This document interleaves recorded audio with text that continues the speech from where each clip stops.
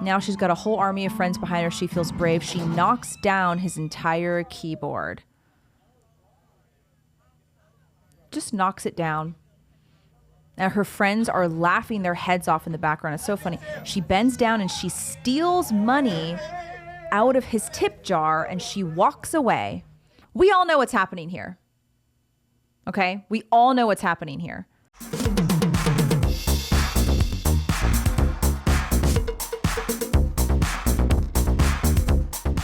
Hey everybody, welcome back to another episode of The Shift with Gina. It's been a minute since I've done a solo episode. I feel like it's been a couple weeks since I've even done an episode. Things have been a little bit crazy. If you follow me or if you're in my women's group where we're able to talk about a lot more than what I talk about on social media, which is that last month has been a little nuts for us, for the family. Had a sudden death in the family that was not fun and just a lot of things happening. So I haven't been recording as usual. I pretty much only record when my daughter's sleeping. So, after I get her to bed and I've got a couple extra minutes, I usually record something. So we're back with another episode. It's just me today.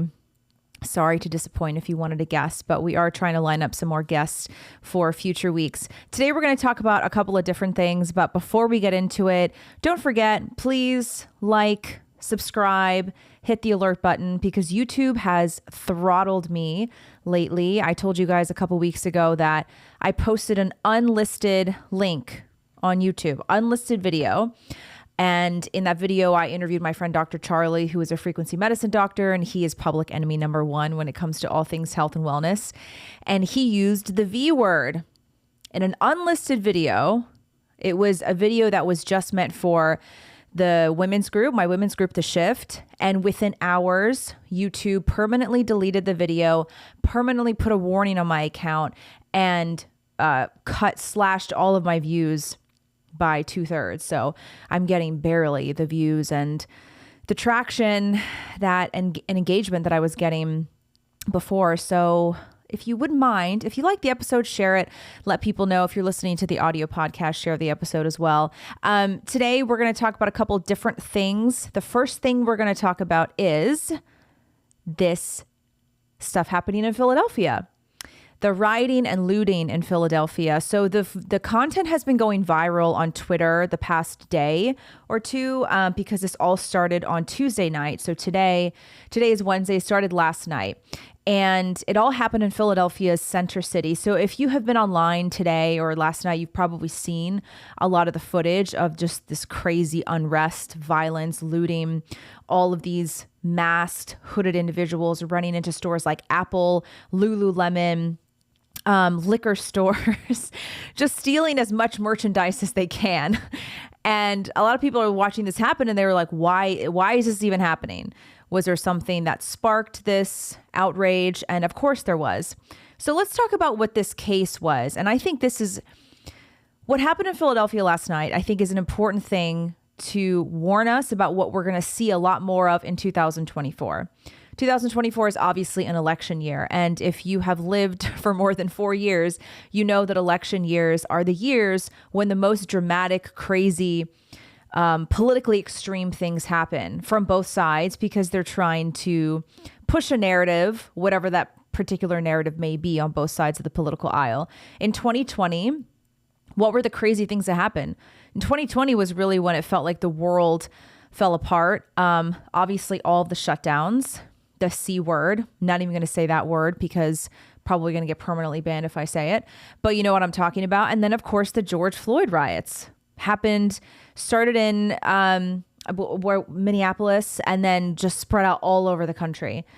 All of these major cities where people are taking to the streets, protesting, talking about how all cops are bad, all cops are pigs.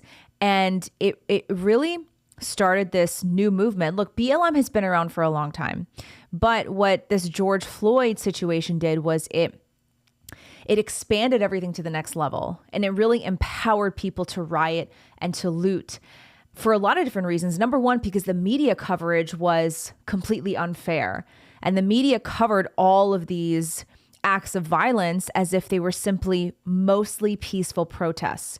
So that in and of itself empowered a lot of these criminals. They're criminals. If you loot, if you steal, if you commit crimes, you're a criminal.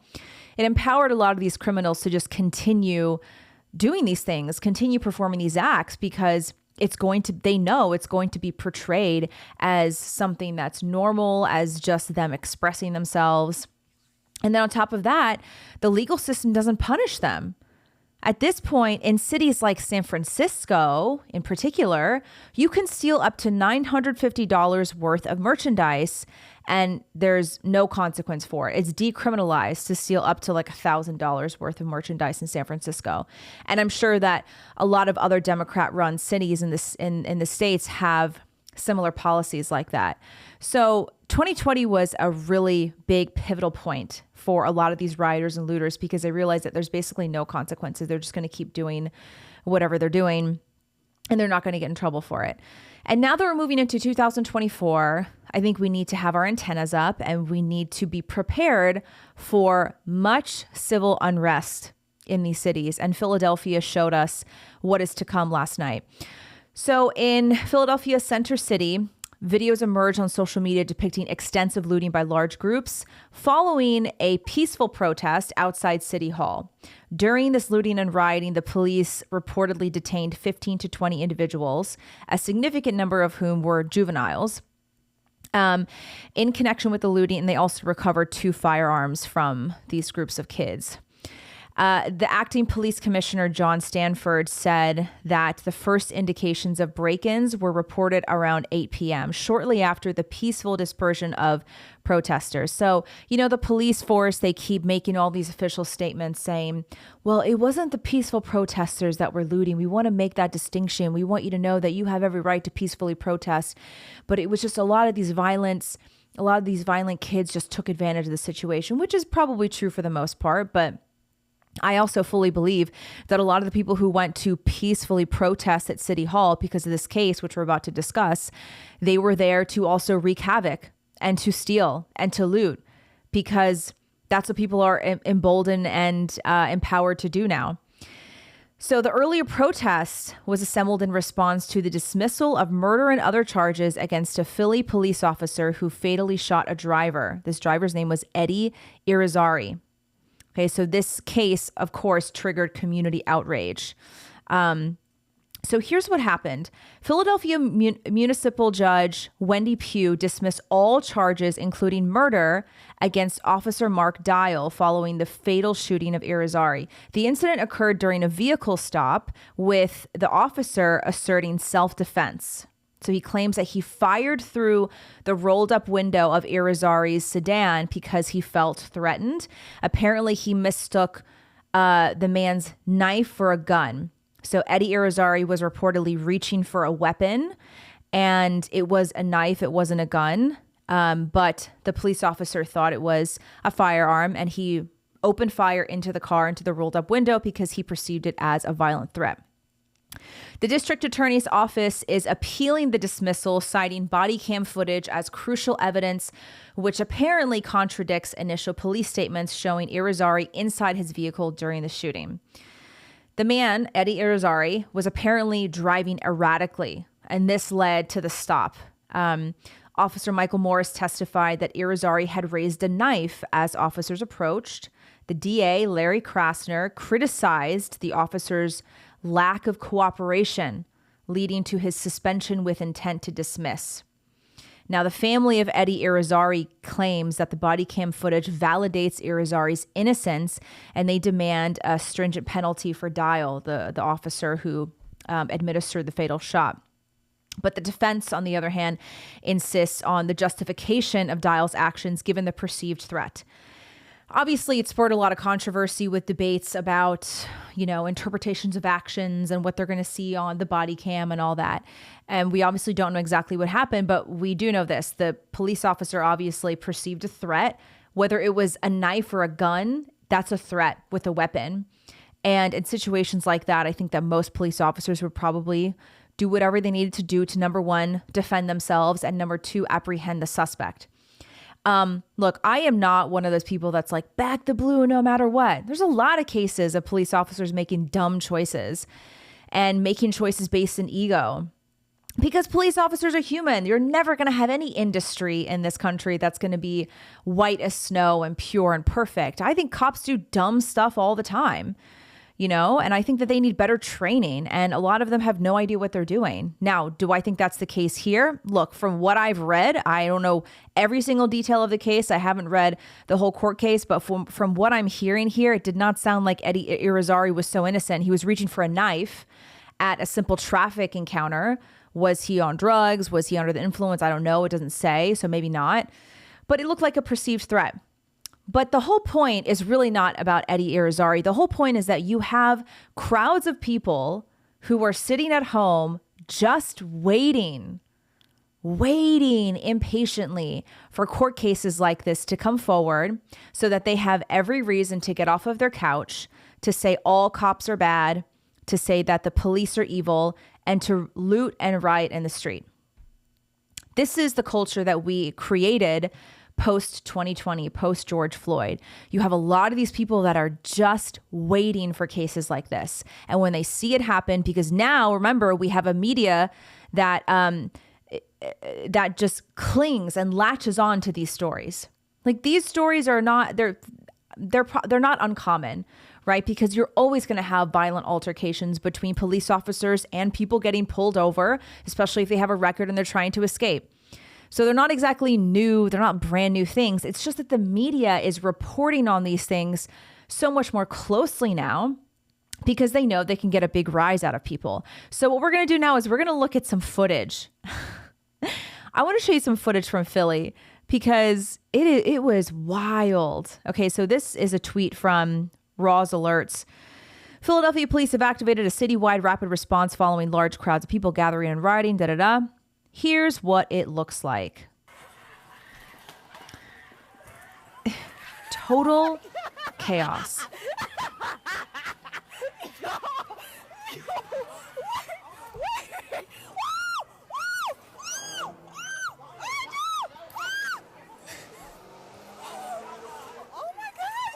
Look at the masked guy.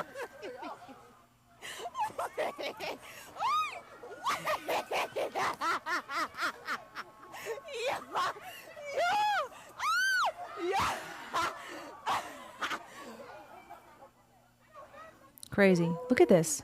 Complete unrest. Chaos.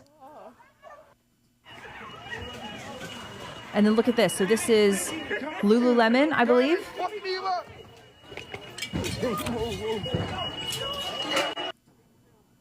Yeah, all that because of Eddie Irizarry. That very first clip in particular, what did you think when you looked at that? So for those of you who are just listening on audio, I'm sure you can get online and watch all this footage. All you have to do is search Philadelphia riots and tons of content will come up. What do you see when you look at that video? Because I'll tell you the first thing that I thought of, not exaggerating, that looks like Gotham to me. It looks like Gotham in The Dark Knight Rises when Bane takes over the city and Bruce Wayne is stuck in that ancient prison that he's trying to climb out of. And the Bane and all his guys have set off a bomb and they announce to the whole city that Gotham, we're going to give the city back to you people. And so the whole idea is that there's chaos, right? And so they have these tribunals and they exile people and they want the poor people and they release all the criminals. They want the criminals and the poor people to just take over the city and cause chaos, steal, loot, and essentially just declare martial law, right? That's what that clip looks like to me. If you guys saw the Christopher Nolan Batman series, some of my favorite movies, I love them. That's what it looks like. The Dark Knight Rises, there are scenes in that movie of Gotham falling. The whole idea is that they're depicting Gotham falling. That's what it looks like.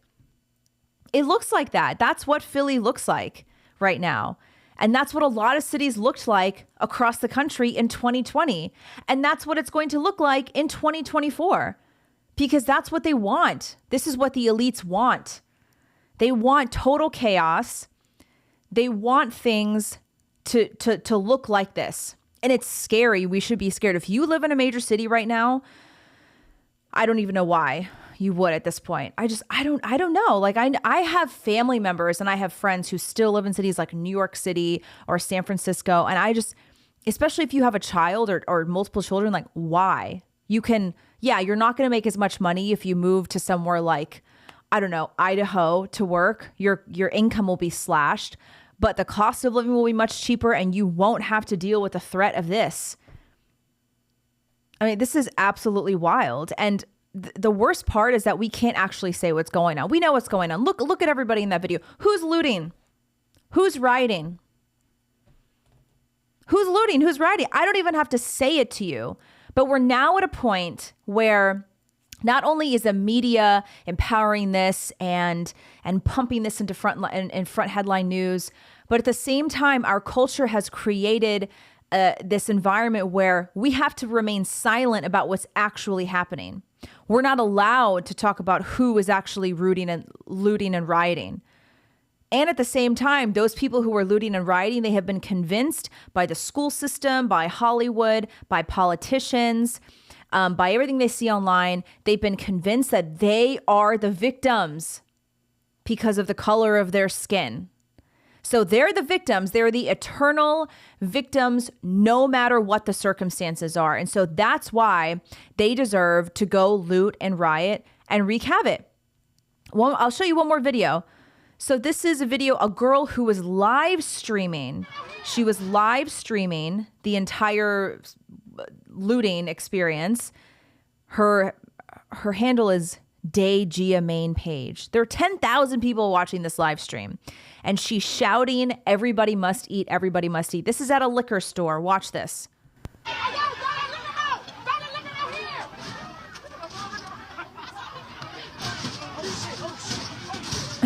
Everybody must eat. Everybody must eat. Everybody must eat. Everybody must eat. Everybody must eat. Yes. Everybody must eat. Everybody must eat. Everybody must eat. Everybody must eat. That's what I'm talking about. That's well, Eddie. Okay, that's enough. That's a wine and liquor store. Everybody must eat at a wine and liquor store. This is the thing. They have been convinced that they're allowed to do this because they haven't been dealt a good hand in life, because they maybe come from a neighborhood that's not so rich and wealthy. They've been convinced that this is okay, perfectly acceptable behavior. It's a lethal combination where we're not allowed to talk about what's actually happening, and then this group of people is empowered to keep committing these crimes. It's a lethal combination. And anyone who actually talks about this, a lot of people are getting silenced on social media. You're getting banned. You're getting shadow banned. You're having content being taken down because you're not allowed to actually say what's happening. I'm going to show you another video that's not related to the Philadelphia riots, but it is very infuriating. So there was a viral story that went around 2 days ago of this young street performer. Look, he looks like a college student. He's this young Asian guy. His name is Andrew Shu, and he enjoys street performing. So he'll take his keyboard out on the streets of Athens, Georgia. Athens is where the University of Georgia is. So it's a small little party town where, you know, all the college students are always out drinking, and it's a very lively town. So he enjoys busking. So he usually sets up his keyboard and his harmonica on the side of the sidewalk, and he's singing, and people throw money in his tip jar. And he shared a video on his TikTok a couple of days ago. And he said, "This is the worst thing that anybody has ever done to me while street performing." So I want you to watch this video. I'll fast forward through the parts that don't really, need to be seen, but let's take a look at this. One of the worst things somebody's probably ever done to me while street performing. Look, the kids are enjoying it.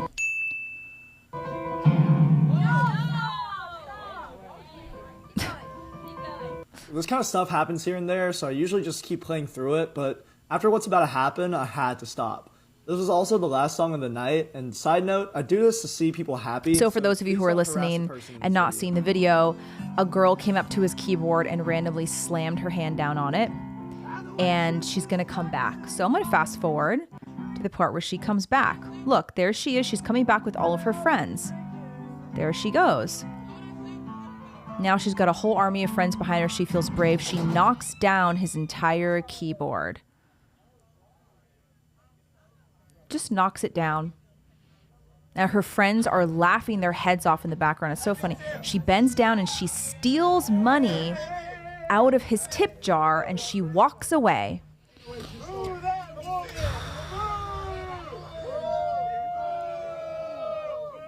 And if you're just listening, her friend says, do you want to hit about it? Okay, I'll pause there. That's enough. Her friend says, do you want to hit about it? So she's now physically threatening to fight the boy that her friend assaulted and stole money from. Do you want to hit about it? I mean, we all know what's happening here. Okay? We all know what's happening here. I don't even need to say it to you because we've seen situations like this so many times. We know exactly what's happening here. And you know how you have a lot of these Black families around the country that are now teaching their kids that white people are evil and they're held down in life and they're held back in life because white people keep them that way. Yeah, well, there's an entirely different inverse conversation happening with just about every other type of ethnicity at home in America today. White families, Asian families for sure. There are different conversations happening in those homes. And until we can talk about this honestly, this kind of stuff is going to keep happening over and over and over again. And you're going to continue seeing a lot of crime in these inner cities that's targeted against old Asian people, like the old Asian grandmas and grandpas that are beaten by these people on the street. We all know who they're beaten by. And we're going to keep seeing all of these incidents of looting and rioting all over the country in inner cities. Like, we all know what's happening, but we're now in this deadly, like I said, deadly lethal combination where we're not allowed to talk about it. And the powers that be, right, social media, big tech, the government, they think that if they keep silencing us about this stuff, it will just go away. They keep thinking that if they don't allow us to talk about it in a public setting on social media, that it'll just disappear. But what they're actually doing is they're radicalizing us.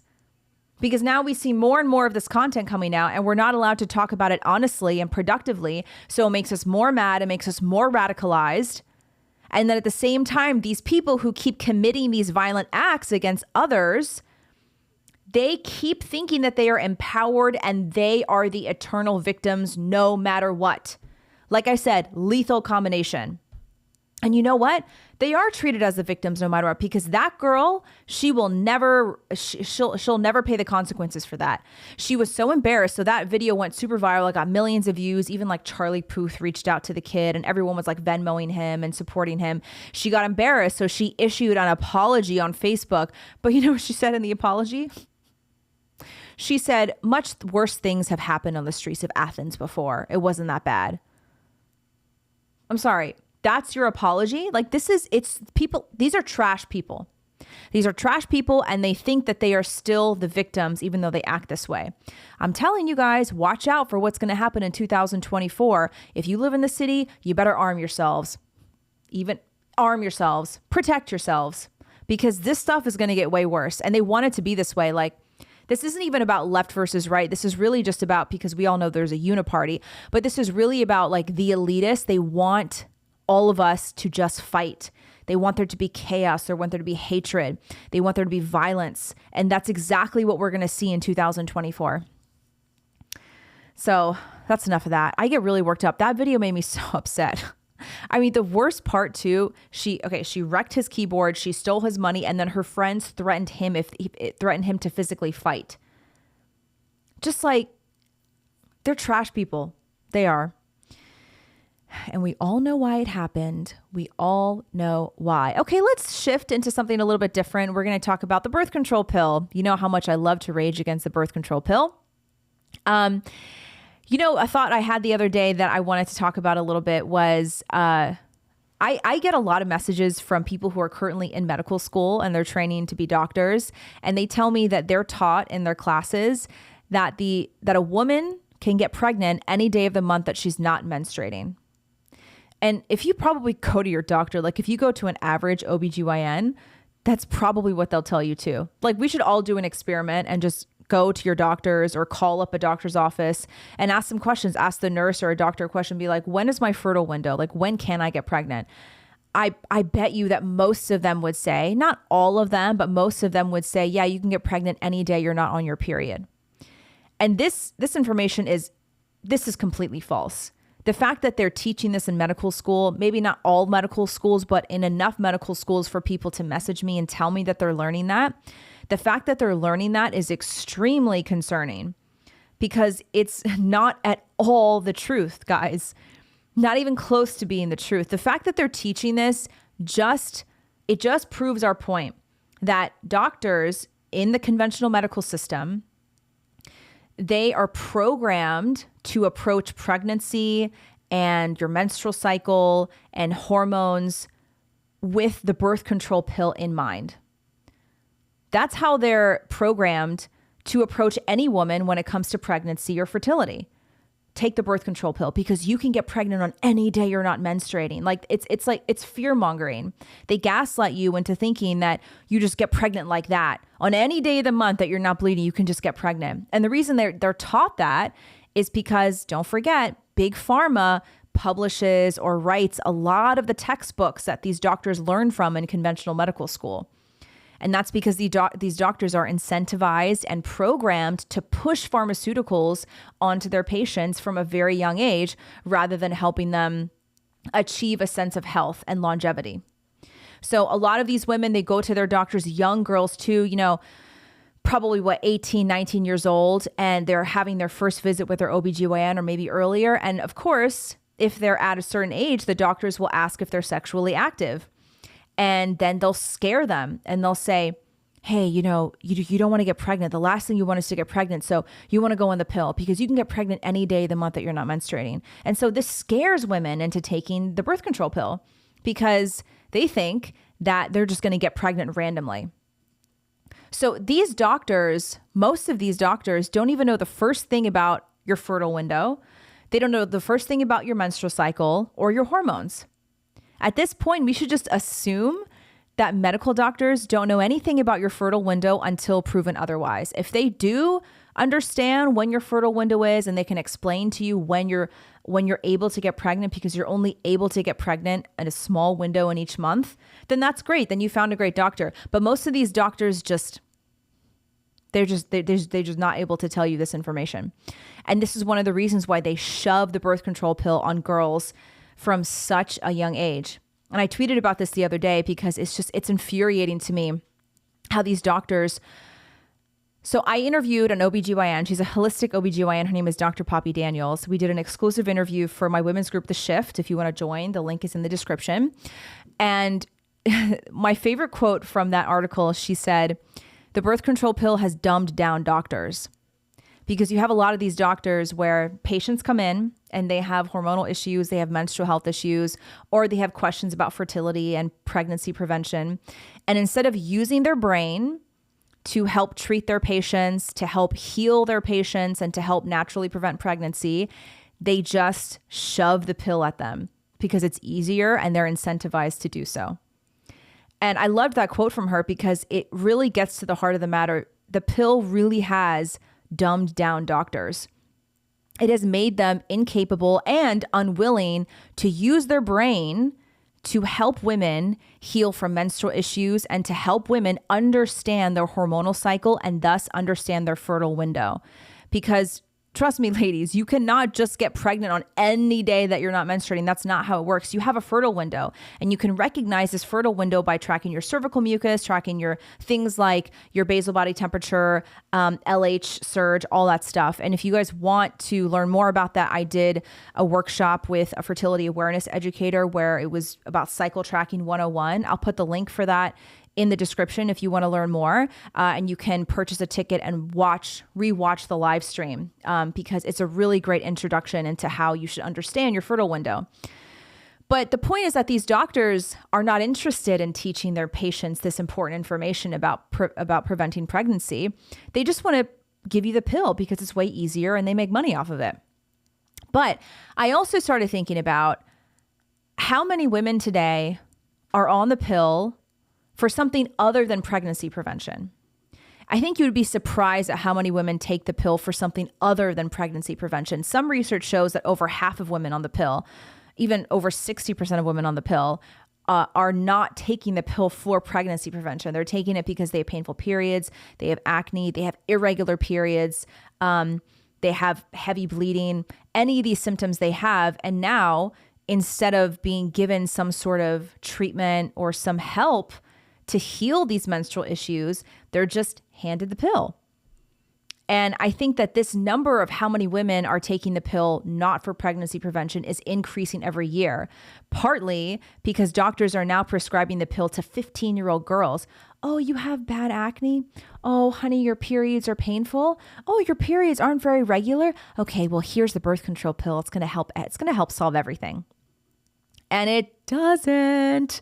It does not solve anything. What it does, like I've said a million times on this podcast before, it completely overrides your natural hormone cycle and replaces it with fake pseudo hormones that wreak havoc on your body.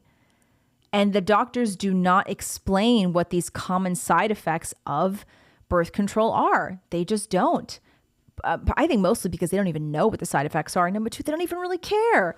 Because as long as the patient is having more manageable periods and I'm making money off of it, who cares? And then meanwhile, you're giving these girls the pill from a young age. It increases their risk significantly of lifetime depression and mental health issues and mood disorders if you start taking the pill in your adolescent years. And we're now seeing more girls than ever, 15, 16 years old, who are being handed the pill because they simply go in and they say, I have painful periods. And instead of helping treat the women, young women, helping treat teenagers with their menstrual issues, they just give them a group 1 carcinogen. And one of the biggest things about the pill is that it's so bad for your gut. It wrecks your gut. And I don't think that people really understand how this works. And also, I don't think people understand how it affects your mental health. And so birth control pill makes it much more likely for you to have leaky gut syndrome, right? And this is when your gut begins leaking. The large undigested proteins can make your way through the intestinal lining, and your immune system obviously hates this.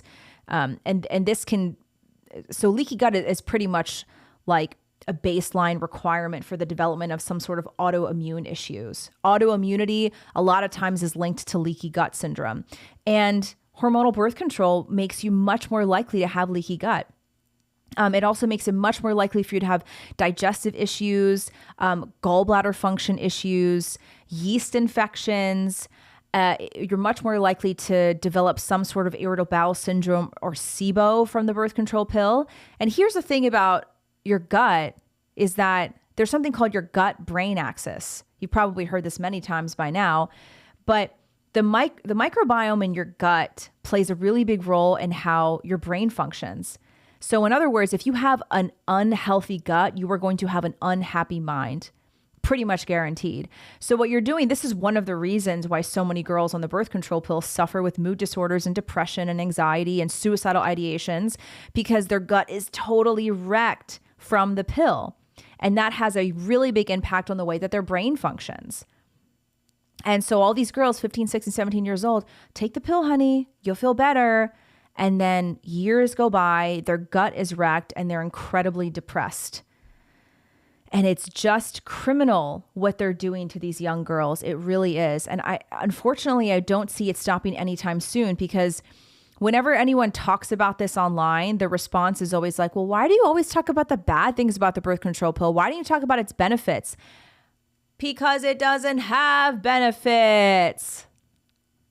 Saying things like, oh, well, birth control helps prevent pregnancy and it helps prevent some cancers is like saying that cocaine helps you concentrate on schoolwork better, so we should give it to all the students in high school and college.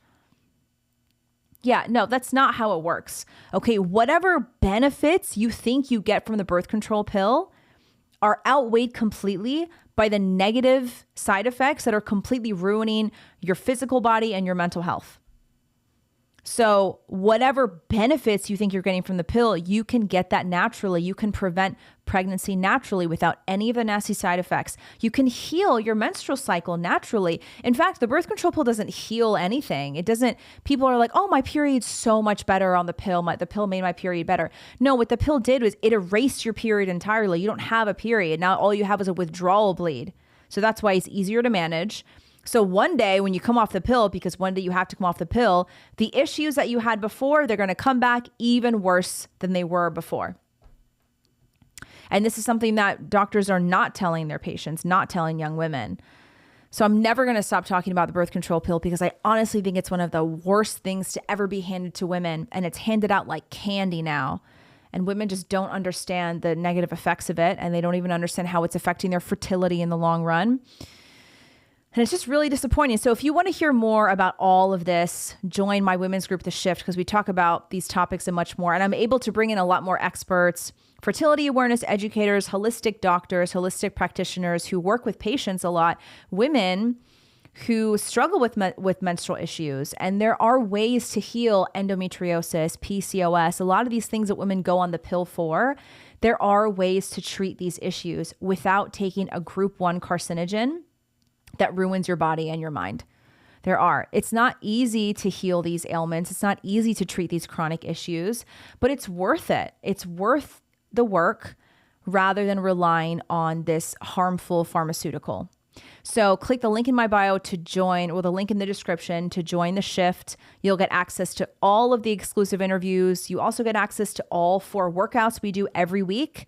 We're starting a brand new shoulders and arms fitness challenge. So if you want to do an upper body workout challenge with us, join us. You get access to all the workouts, all the recipes. We've always got some kind of new nutrition challenge going on too. And it's just a great place for women to connect and commit more to developing a healthier lifestyle. Lots of women in there who are either pregnant or trying to get pregnant or who are coming off the pill. Great place to be for all the ladies. So thanks for joining, guys. We'll try to see you soon, hopefully next week. Stay safe out there because it's getting scary. I'm getting a little nervous. I'll just say I'm really happy we live where we live in Middle Tennessee, because the last few years we lived in major cities. We lived in DC and then Alexandria, Virginia. That's not like a major city, but we lived in San Francisco. So we're just really happy to be where we are. So stay safe, everybody, and see you next time. Bye.